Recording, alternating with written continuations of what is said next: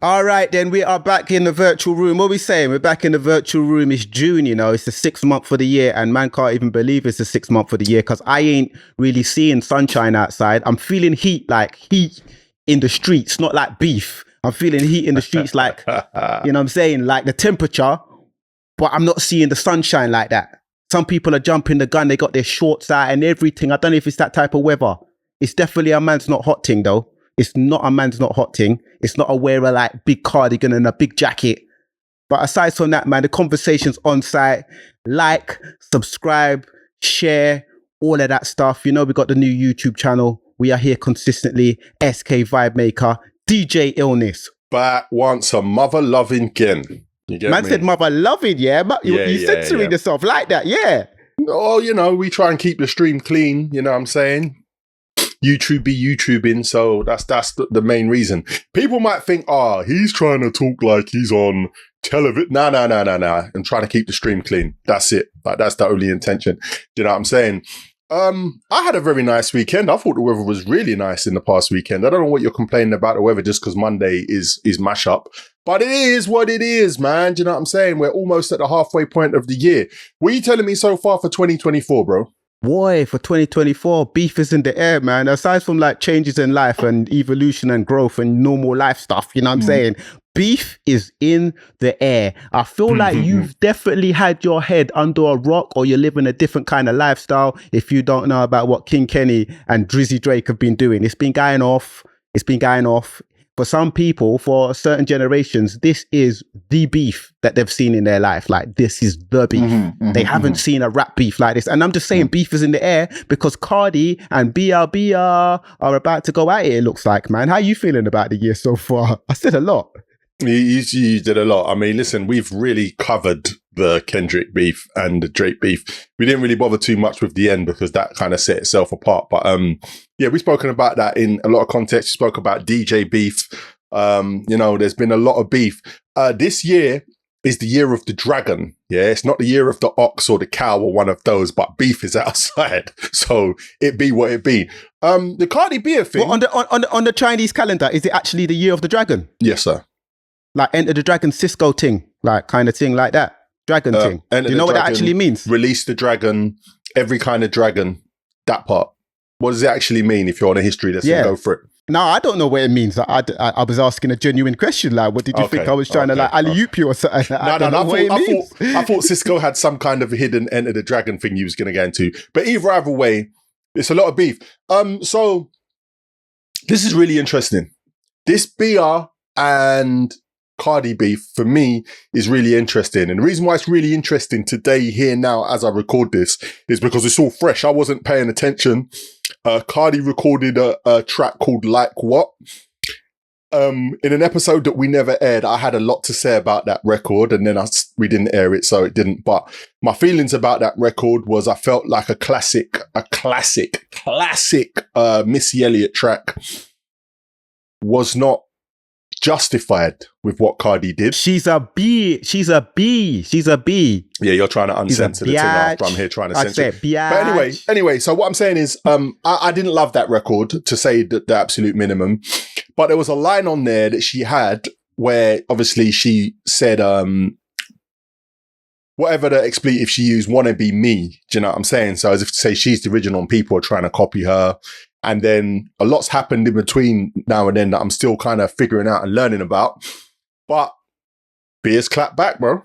She has clapped back. Well, Cardi jumped on the Wannabe remix, the Glorilla and Megan Thee Stallion track. And the line she said was, "Be please, don't nobody wanna be you." Due to like them both using the Missy, she's a B, like and flipping it. Yeah. And certain lines. BR, I feel like, has interpreted it like this is enough. And she also feels like Cardi's copying her style, which is up for interpretation. For a lot of people, I like BR. BR. People got stuff to say about her, both good and bad. this might be an introduction to beer for a lot of people. And it begs the question again, is beef the biggest marketing tool? Because, you know, beef and clashing is actually a marketing tool. And is this a genuine beef between Cardi B and Bia, or is this really like a publicity marketing thing? Like, not them two coming together and saying, I'm going to do this, but Bia saying, I'm going to pick a beef to pop myself off kind of thing. I'll give you a response to that. I'll give you a response to that question, but I need you to explain how you think this is an introduction to Bia. Bia, who had a record, Nicki jumped on a remix, A Whole Lot of Money.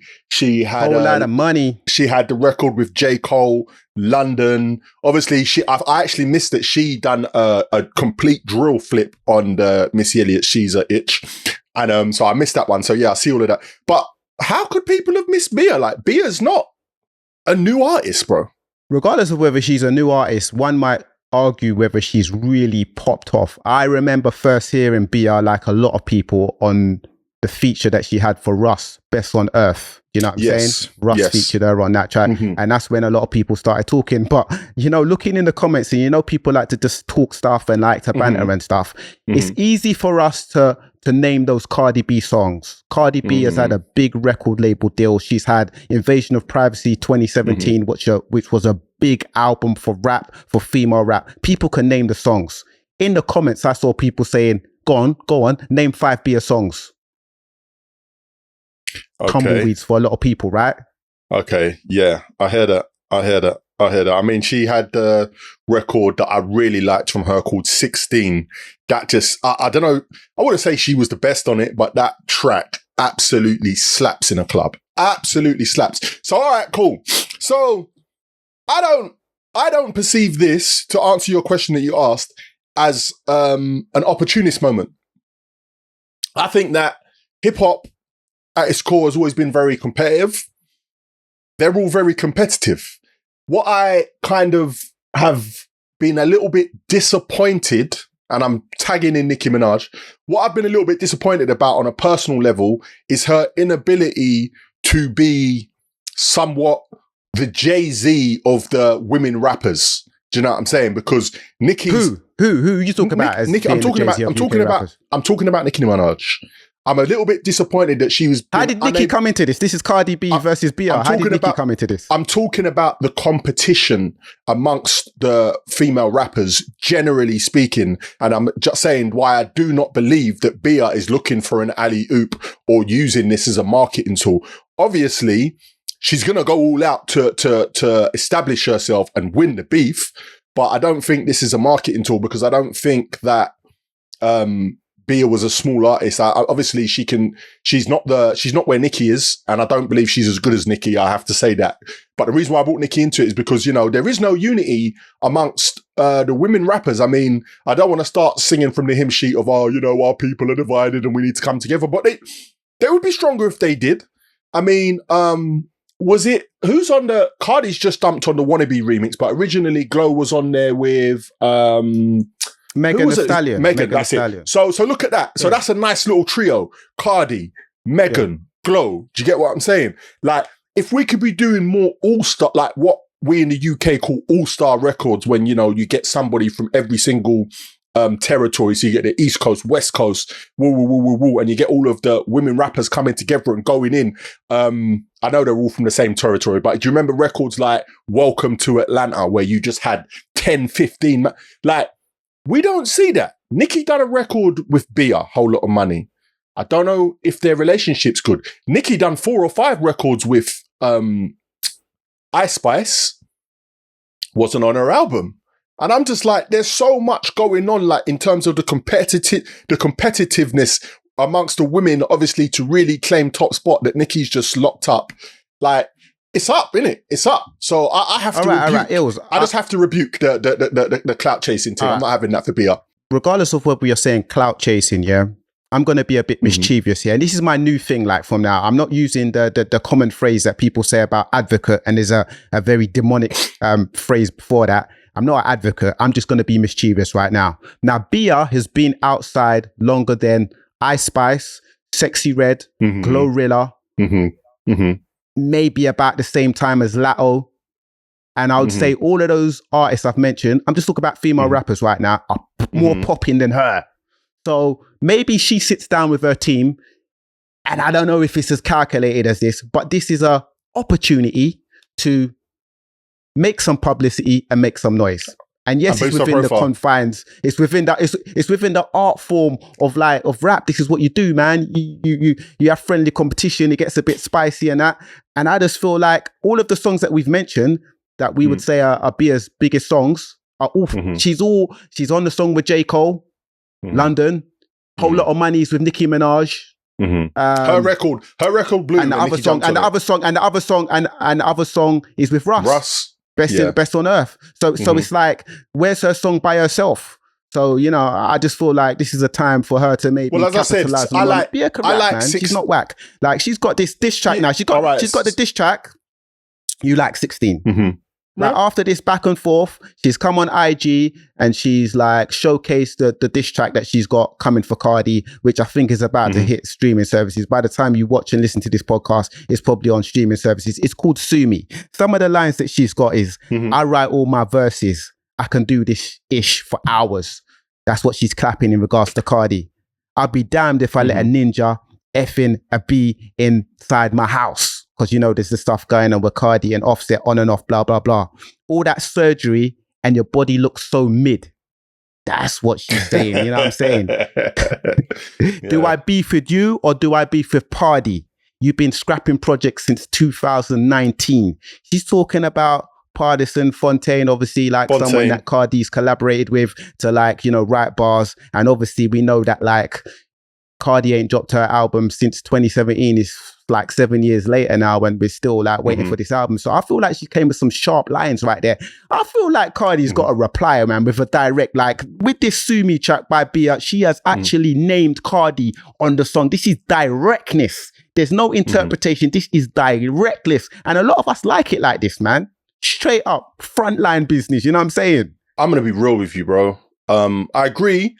Like, obviously, Cardi's done some Instagram video stuff, talking and hasn't actually responded with a record.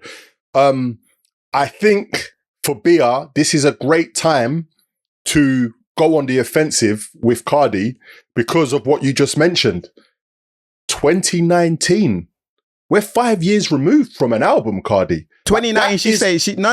That's not when the album came out. That's what she's saying. She's been scrapping projects since then. Invasion of Privacy came out in 2017, bro. Okay, my bad. So look at that. So if I can connect, that's 7 years. 7 years, no album. Do you know what I'm saying? And I think a lot of people, I mean, I've seen this, but I've actually seen this on social media. People are talking about Cardi's credibility as a rapper. And if I'm honest, like, after seeing certain things, people speaking about Cardi's credibility as a rapper in online and stuff, I've actually had to look and see, like, records that I think to myself, okay, how does Cardi justify herself as a rapper and not just as an influencer? And there has been times, because Cardi's dropped a few verses that should never have met my ears. She has. I'm not going to lie to guys. She dropped a few verses. But I'm saying, like, justify yourself as a rapper and not as a influencer. But Cardi got records, bro. Cardi got records. That record that she jumped on with G-Eazy, I know it's not a new record. It's still going mad now. The record with her and Glorilla, Cardi's verse, is nuts. It's got to the point where I can't wait, like, the 3 minutes to get to Cardi's verse. I just got to start the song at Cardi's verse because it's going mad. Upwards. Just a quick pause there. You know, when it comes to a feature on a song, I just want a quick square. You see that Family Ties with Baby Keem and Kendrick Lamar. I just can't wait for Kendrick's verse on that song. Like, I like the song, but I just want the song to start with Kendrick's verse at the beginning. I just had to say that about feature verses on people's songs. When the feature person just, like, overshadows the freaking artist. It's mad. Do you know what, though? Do you know what, right? I'm here for Kendrick's verse, but I actually need the first 8 bars of Keem, bro. And I can't start it up there. The first 8 bars of Keys that jump in that. Don't listen. Anyway, let's get back to this beef that we're talking about because we were doing the left Sue side. Me. Yeah, so Sue Me. I thought Sue Me was mid. A few people have been saying that in the comments. I'm not going to lie. Like, especially, and the reason why it's bad timing is because we've just witnessed one of the most epic rap battles, like so many records backwards and forth, and then you drop that. Kenny and Drake. Yeah, for real. But everything's not going to live up to that level, though, innit? Like, we know that Kenny, Kendrick Obviously. Lamar, and Drizzy Drake are super lyrical. They're top tier. You know Obviously, what I'm saying? So I think keep it in perspective. But I want to put it into perspective and say that the punches that were landed hit home, but the way it was put together, man, I believe you can do better. Like, I believe you can do better. Do people want this beef? Do people want this beef? Are they going to lap this beef up? It's here. And I think, do you know what? I'll be real. I think people want to see Cardi on the ropes. I believe that. Like, Cardi is an incredibly likable character, but she talks her stuff unapologetically.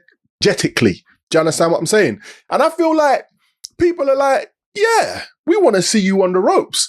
Now, where it gets tricky is who's writing Cardi's next verse? Is it going to be her or Partisan? Like, how do we even factor that into the beef? Do you get what I'm saying? Like, how does that even work? I think the line that Bia said, fair? Though, man, I think the surgery line that Bia had, man, all that surgery in your body's mid. I think that was a harsh line. Still, do we feel like Cardi's body's mid? I'm not here to comment on Cardi's body. You have to ask Offset about Cardi's body, or you have to ask the other guy that's apparently been in their marital bed. Like, you have to ask one of them. Like, I'm not here to comment on the body because it's punches. I'm not here to comment. I'm not here to comment on. But you're here to ask, though, innit? Either. But maybe when it's the surgery thing, I might comment. But if it's that's what I'm saying though. Still, listen, call it messy. I'm not going to comment on Cardi's body, but I'm just here to say that just like men, women come in all shapes and sizes. Yeah. Work with your shape, work with your size. I am not here for the doctor. I'm just not. And get your glutes in the gym. Get your glutes in the gym. Like, I don't whatever know. He's saying, whatever you're saying, bro, whatever you're saying. That's just my little one take. I'm not here for the doctor. You know what I'm saying? But I'm also not mad at you if you want to do what you want to do, but it is what it is. So yeah, man, beef is in the air, bro. Talking about writing, let's see where this beef goes, man. I feel like we might circle back on this, man. Cardi B definitely versus Bia versus Cardi B. You know what I'm saying? Definitely, it's here, man. I think it's important that you know, Cardi responds, and then also off the back of her responding, I also think it's important for her to follow through now with a project, because all of these one single here, one single there, epic video, epic campaign, we think the album's coming, and then there's just months of nothing. Like, at a certain point, someone was gonna call her on it. Okay, it's Bia, but someone was gonna call her on it, because as I said before, when you look across the female rappers, the competition is mad. Like, this is not 10, 15 years ago when we had Nicki going on to the songs with the guys and spinning them. There's enough now that are outside and have enough notoriety to really be swinging. But I just want to touch on something really quickly. It's not in the notes. Because, you know, obviously you touched on Partisan Fontaine, obviously being accredited with writing for Cardi in her early stages. There was also a lot of talk about Safari writing a lot of Nicki stuff. Now, I just want to go on record and say, Safari hasn't been able to drop a record that's stuck in his whole entire life. So for you to tell me that he wrote Nicki's... It was lies. Okay. But even if he had an input, one word here, one word there, big you up, but Nicki is Nicki and you're not taking away. But something that's been coming up recently, have you I'm sure you are, but I have to say this just for the purpose of the conversation, so don't get offended, yeah? But have you taken in Vori's reference track for Drake's Mob Ties? I saw it. I saw people talking about it, but references be references, right? How do you think? Like, because I think in a rap beef, I personally believe with the reference, was there a lot of lines that it seemed that Vori wrote though? That's the crux of the conversation. I'd say. I mean, if it was a reference track with like some melodies and some like flows and stuff, and then Drake obviously used the melodies and flows and wrote the lyrics, then do you know what I'm saying? But if it was a reference with like a lot of the lyrics there already, it's 75%. 75% of what Drake used is what Vori gave him. Yeah, it's mad. It's mad. I feel like we have this thing in rap though, where we expect the rappers to write lyrics, but when it comes to other like sort of genres, it's okay for writers to come in. But like one of the unwritten rules or one of the written rules or one of the like commandments when it comes to this rap thing is rappers write your own lyrics or your credibility is in the drain. Well, I don't believe that, because I think the evolution of raps is ongoing, and we are here, and you're okay to collaborate. Nobody slams Dr. Dre as a rapper because, you know, his main respect comes from him being a but look producer. who you're using, like Dr. Dre, man like Jermaine Dupri, man like P Diddy and them guys there. We like, respect of course, these guys. But them man are you really calling Are you really calling out that Kanye doesn't write all his raps? The demon. Are you really calling the demon's name normally in the vernacular? Is that what you're doing, bruv? Cool. All I'm saying is this. It's not even, man ain't putting respect on him. Kanye don't write all his lyrics. Kanye don't write all his lyrics. So this is what but these people maintain respect. Where the line can't be crossed for me, no one can't write your diss track for you, bro. No one can't write your diss track for you, why the respect is there though? You see why not the diss track, but you see why the respect is there though, I feel like, Ills, is because these guys are out there. Like they don't write their own lyrics. I don't write rhymes, I write checks, you know what I mean, was the famous quote, you know what I mean, by you know who. And Kanye's out there that he collaborates a lot, like, you know what I'm saying? But if you're really trying to like sneak, you got a ghost writer and you ain't out there with like, these ain't my writtens, then that's where I feel like really gonna hit your credibility and it's gonna go in the drain. I want to put it to you like, I want to frame it. I want to frame it. Let me frame it differently. If there is a new rapper in any part, whether we're talking about here in England or we're talking about America or whatever, that is collaborating with somebody and comes through as a collaboration, and then we find out they have been collaborating, I don't think it will hinder their success. I just don't. I think we are there now. But if they it depends how you're branding yourself though, Ills. If you're branding yourself as a rapper's rapper, you know what I'm saying? I don't think you're gonna get away with having a ghostwriter. Whereas if you come in the game and you're not a rapper's rapper like that, or you're like, yeah, I collaborate, I got a team and we write together, or you're in a group, you know what I'm saying? Or something like that, then I feel like it's going to hit less harder, like when people find out or people become aware. But, you know. I want to close book on this, but I just want to say my rounding statement. After what Drake has done and the success that Drake has had, I feel like the door is wide open. And then it's backed up, obviously, by the movements of Kanye West, etc., etc., etc. But bear in mind, not one person, not even the singers that are allowed to work with writers and still be credible, come out shouting, hey guys, I didn't write this. Like, come on, bro. Who is going to do that? Like who? Yeah, but Nobody, you see, like, bro. no, but you see ghostwriters though, ghostwriters aren't in the credits. Whereas with a singer who didn't write their ish, you could just go and look in the credits if you still buy physical albums, or you look on your favorite DSP and you go to the credit parts and you could see who's in the credits. You know what I'm saying? But a ghostwriter doesn't get credited. So this is some fraudulent ish, man. This is some like Houdini ish. This is some magic, man. This is some deception. We're not here for the deception. This is rap. You know what I'm saying? I hear it, This is rap. I hear you. But yeah, interesting times ahead, man. I'm going to keep my eyes and ears peeled for Cardi. The ball has been passed into your court. It's time to take your shot.